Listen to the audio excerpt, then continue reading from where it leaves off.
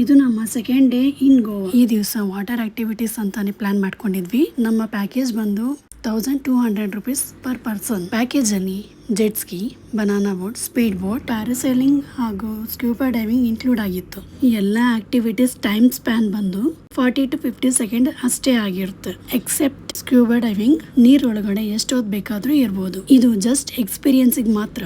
Extra timings ಬೇಕಂದ್ರೆ extra pay ಮಾಡ್ಬೇಕಾಗುತ್ತೆ. ನಾವಂತೂ ಚೆನ್ನಾಗಿ ಎಂಜಾಯ್ ಮಾಡಿದೀವಿ. ಸ್ಕ್ಯೂಬಾ ಡೈವಿಂಗ್ ಮಾಡ್ಬೇಕಾದ್ರೆ ಇಯರ್ ಗಿಯರ್ ನ ಹಾಕೊಂಡೆ ಹೋಗಿ. ಪ್ರೆಷರ್ ಸಿಕ್ಕಾಪಟ್ಟೆ ಹೈ ಇರುತ್ತೆ ಅಂಡರ್ ವಾಟರ್. ನಾವು ಪ್ಯಾಕೇಜ್ ನ ಪರ್ಚೇಸ್ ಮಾಡಿದ್ದು ಬಾಗಾ ಬೀಚ್ ಹತ್ರನೇ. ಪ್ಯಾಕೇಜ್ ಅಲ್ಲಿ ಟ್ರಾವೆಲಿಂಗ್ ಕಾಸ್ಟ್ ಹಾಗೂ ಬ್ರೇಕ್ಫಾಸ್ಟ್ ಅಂಡ್ ಲಂಚ್ ಕವರ್ ಆಗಿತ್ತು. Veg and non veg options ಕೂಡ ಸಪರೇಟ್ ಆಗಿತ್ತು.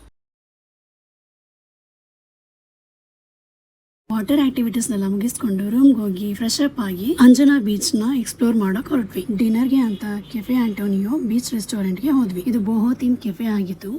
ವೈಬ್ ಮಾತ್ರ ಸಖತ್ತಾಗಿದೆ. ನಾವು ಆರ್ಡರ್ ಮಾಡಿರೋ ಸೀ ಫುಡ್ಸ್ ಅಲ್ಲಿ ಫಿಶ್, ಸ್ಕ್ವಿಡ್, ಪ್ರಾನ್ಸ್ ಮೂರನ್ನು ಟ್ರೈ ಮಾಡಿದ್ವಿ. ಇದರ ಜೊತೆಗೆ ಚಿಕನ್ ಬಿರಿಯಾನಿ ಕೂಡ ತಿಂದ್ವಿ. ಫುಡ್ ಮಾತ್ರ 10 on 10 ರೆಕಮೆಂಡ್ ಮಾಡ್ತೀನಿ. ನೀವೇನಾದ್ರೂ ಸನ್ಸೆಟ್ ನ ಎಂಜಾಯ್ ಮಾಡ್ಬೇಕಂದ್ರೆ ಲೀಜಿಯರ್ ಮೇಲ್ ಅಂಡ್ ಕಾಕ್ಟೇಲ್ ಜೊತೆಗೆ one of the best spot ಅಂತಾನೆ ಹೇಳ್ತೀನಿ. ಡಿನ್ನರ್ ಮುಗಿಸ್ಕೊಂಡು ಗೋವಾನ್ ಫೇಣಿನ ಟ್ರೈ ಮಾಡ್ಬೇಕು ಅಂತ ಶೈನಿಂಗ್ ಸ್ಟಾರ್ ರೆಸ್ಟೋರೆಂಟ್ ನಲ್ಲಿ ಕೋಕೋನಟ್ ಅಂಡ್ ಕ್ಯಾಶ್ಯೂ ಫೇಣಿನ ಟ್ರೈ ಮಾಡ್ಕೊಂಡು ರೂಮ್ಗೆ ಹೊರಟ್ವಿ. ಹೇಗಿತ್ತು ನಮ್ ಸೆಕೆಂಡ್ ಡೇ ಇನ್ ಗೋವಾ?